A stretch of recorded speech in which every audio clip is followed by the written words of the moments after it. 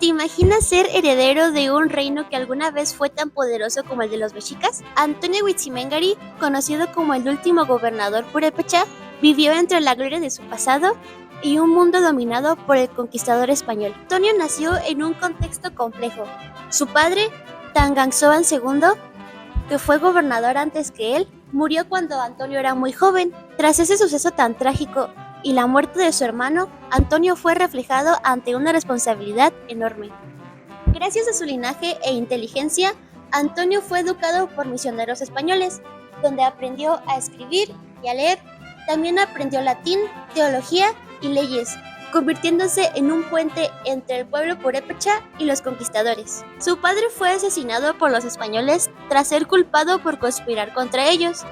Esto fue un gran golpe para Antonio y su familia. La relación entre los conquistadores era complicada. Por un lado, los necesitaban para preservar lo que quedaba de su cultura, y por el otro, no dejaban de ser las personas que habían derrocado a su pueblo.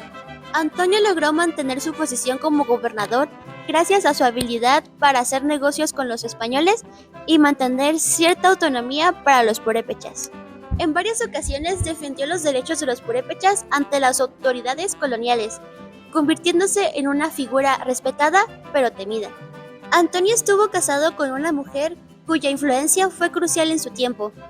Aunque no se conocen muchos detalles sobre su esposa, se dice que era una persona respetada por su gran conocimiento y carácter firme. Se dice que ella ayudó o introdujo ciertos bordados y colores que hoy en día se asocian con el pueblo purépecha.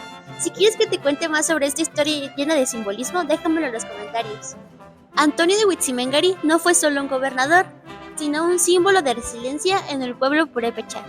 Una persona que supo jugar bien sus cartas para proteger al pueblo ante un contexto de opresión. Su vida nos recuerda que la historia de los pueblos indígenas no se detuvo en la conquista, sino que se transformó y sigue viva hasta nuestros días. ¿Qué te parece esta historia?